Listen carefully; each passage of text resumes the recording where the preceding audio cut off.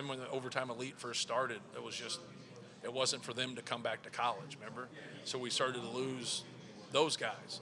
And then guys were going, a couple guys went to Australia and played instead of playing in college. And so I said, if we're going to lose people, why can't we take these guys if we're going to pay them? They're already getting paid. Well, our guys are getting paid. So, and it was always crazy, like 10, 15 years ago, like they'd say, oh, this international player, he's got to sit out 6 games or whatever. And I'll be like, the guys playing EYBL are more pros than these international guys. Like, you don't think they're getting something? Like, so it was always, the hypocrisy of that was always crazy to me. And so, like, I think it's great. I think it's fabulous. We have more talent. I like FIBA basketball. I like international play. They're passers. And anytime, like, you'll walk in the mall and somebody will say, hey, really enjoy watching your team play. All they're saying is you pass the ball and you share the basketball, and it's enjoyable, right? So I like it. Like, some teams have went stronger there than others, but I think everybody will end up being there. We just want to kind of know where we're at in revenue sharing and where we are, with all the rules.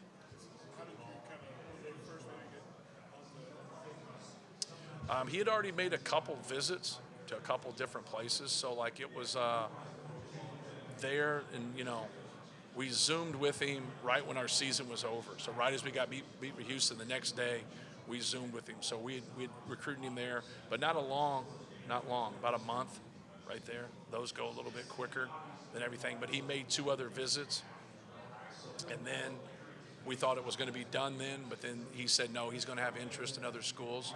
So we were fortunate to be able to get in there. Yes. Yeah. Is that the standard now? Yeah. Yeah. Coach, you got a group of seniors that have decided to stick around and develop and have really helped contribute to building something special. What does that mean for your program, but also just the landscape of college athletics? The temptation today may be right. to transfer. Yeah, like what we're doing, like, shouldn't really be like giving us like credit, because what we're doing is the same thing we've always done, which everybody else was doing before, and we've just same with the same model. The one thing you have to be cognizant of is you might have to deviate from that model, because things can change, right? So you got to, like, this is the way we're going to do it. This is what, like, you're not going to hear that from me. Like, I think that's when you have major shifts and changes in the landscape of the sport, you got to be able to adapt with it. Some people want to jump all in, and some people want to slowly. I'm more slowly that way, but I also can do it because we've lost players at our place. Like, people act like we don't lose players. We just don't lose starters.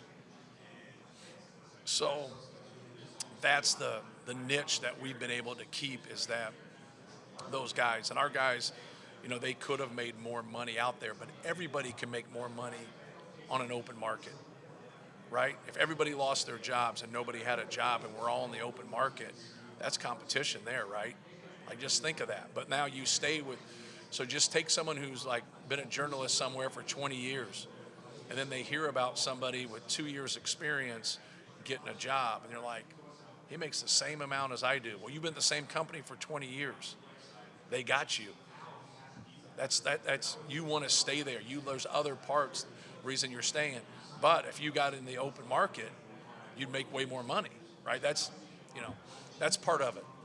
That's part of it. But some of our guys is their legacy. Like, they're going to be the all-time winningest players in school history. They got a chance to go to a Final Four. They got a chance to win a Big Ten championship. We've had 89 straight sellouts. Purdue is a great academic institution. So if you want to trade the next 55 years for 1 year, for an extra $600,000, that's your call, right? That's your call. And if you did it, like, no one would be. But if you think you're making more money by leaving in your whole life, you're a fool. You're an absolute fool. So, like, you got to see the big picture of, this is where I'm at. Like, I've never been someone who's made the most in our league. It's okay.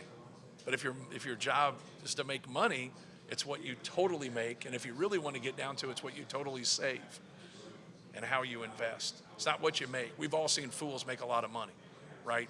a lot of money, and then burn it, right? But then we've also seen other people like, how does that guy have that house? How does he do the things that he does? Because he saves his money and invests his money, and he's smart.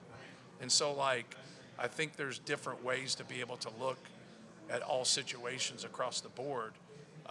We're fortunate that our guys made the decisions to come back, but they also get an opportunity at all those things. Like, I think if they went the other direction, they'd have buyer's remorse.